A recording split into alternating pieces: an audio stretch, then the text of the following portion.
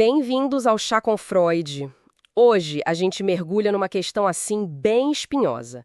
Psicanálise é ciência ou, como dizem por aí, pseudociência. E para guiar nossa conversa, a gente está se baseando no livro Ciência Pouco é Bobagem, do Christian Dunker e do Gilson Iannini.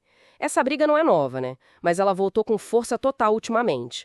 Vamos tentar entender isso começando por um clássico, a crítica do Karl Popper. Ele não era muito fã, né?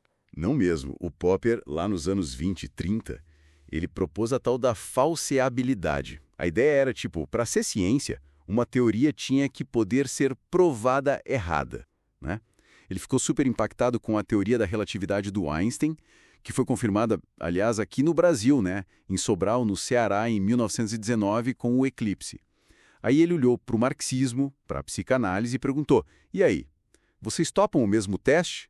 Vocês podem ser refutados? Foi essa a provocação dele. Entendi. Mas o Dunker e o Iannini argumentam no livro que usar essa régua de quase 100 anos atrás é meio complicado hoje em dia. A própria ciência mudou, não é isso? Exatamente. Os critérios do que é considerado científico, eles não são, assim, gravados em pedra, né? Mudam com o tempo, dependem das ciências que estão bombando na época. O critério do Popper, por exemplo, era muito ligado à física da época dele. Hoje, muitos filósofos da ciência acham ele meio estreito. Chegou até a excluir o darwinismo no começo, veja só. E tem outra. Será que o Popper aplicou bem essa crítica à psicanálise? Tem gente, como Grunbaum, que diz que o Freud até buscava validação, sim. Talvez não do jeito que o Popper queria, mas estava aberto à ideia de refutação. Faz sentido pensar por aí. E o livro não para no Popper, né? Ele também rebate umas críticas mais recentes, tipo as do livro Que Bobagem, da Pasternak e do Orsi. Qual é a linha de defesa aí? Olha, o que Dunker e Iannini apontam é que muitas dessas críticas mais novas, na verdade, elas meio que requentam argumentos antigos, tipos do Popper mesmo, sem muita atualização, sabe? Acaba rolando uma coisa de criar um espantalho da psicanálise. Pegam conceitos complexos, como de inconsciente, e simplificam demais. Pintam como se fosse só um porão onde a gente joga ideia reprimida. E não é bem isso. E criticam também o jeito de argumentar. Muitas vezes, em vez de discutir a teoria a fundo, partem para desqualificação, para caricatura. Aquela piadinha clássica, né? Que se o paciente diz sim, confirma a teoria. Se diz não, confirma também. Cara, eu ganho, coroa, você perde. Isso é uma simplificação absurda. O próprio Freud já discutia isso lá atrás. Ele falava da complexidade da interpretação, que a confirmação não é só o paciente concordar na hora, vem por outros caminhos, é mais sutil. Entendi. Mas aí entra a questão chave, eu acho. A prova. Cadê a evidência? Os críticos batem muito nisso, que a psicanálise não consegue provar que funciona, que as ideias são válidas fora do consultório. Pois é, mas o livro contesta isso fortemente.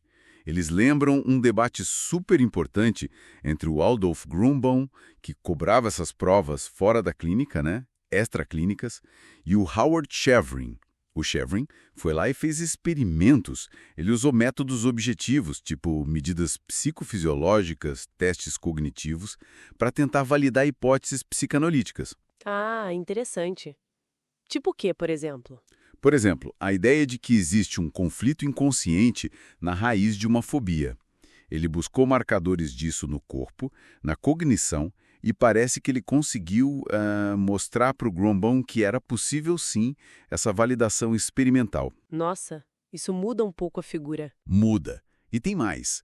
Os autores citam também meta-análises, revisões sistemáticas que são consideradas o topo da pirâmide de evidência científica, né? Esses estudos mostram que as psicoterapias psicodinâmicas, as PDTs, que são herdeiras da psicanálise, têm uma eficácia comparável a outras terapias, como a TCC, para vários transtornos comuns. Mas então, por que ainda tem tanta polêmica? Bom, um desafio é como você manualiza a psicanálise para fazer esse tipo de pesquisa controlada. Ela é muito focada no singular, né? Adaptar isso para um protocolo de pesquisa é bem complexo. Não é impossível, mas é um desafio. Então a visão do livro parece ser que a psicanálise não está nem totalmente dentro da ciência, como a física, digamos, nem totalmente fora. A relação é mais... De fronteira, exatamente. É uma relação mais complexa.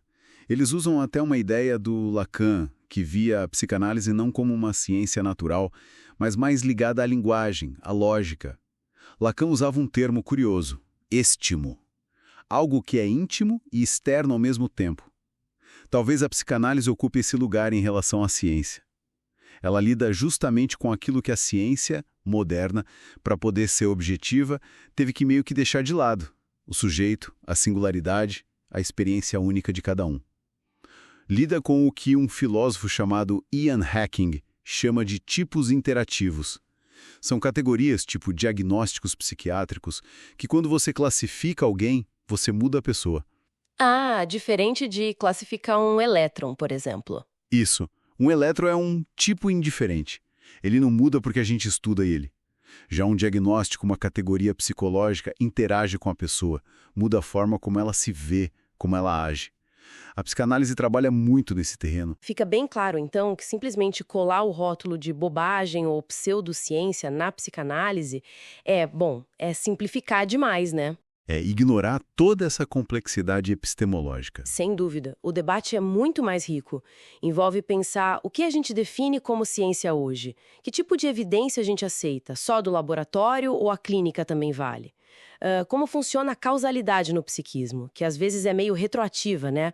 O depois explicando o antes. E, no fundo, qual o valor de um saber que insiste em olhar para o caso único, para aquilo que escapa da regra geral? E essa é uma ótima reflexão para a gente fechar, né? O livro deixa essa provocação. Nesse mundo que busca tanto o padrão, a regra universal da ciência, qual o lugar e a importância de um saber como a psicanálise que se dedica a escutar justamente a singularidade, aquilo que não se encaixa, o irredutível de cada um. Fica aí a reflexão. E fica também o nosso convite. Se você curtiu a discussão, inscreva-se no nosso canal e deixe sua opinião lá nos comentários. A gente quer saber o que você pensa sobre esse debate. Até a próxima!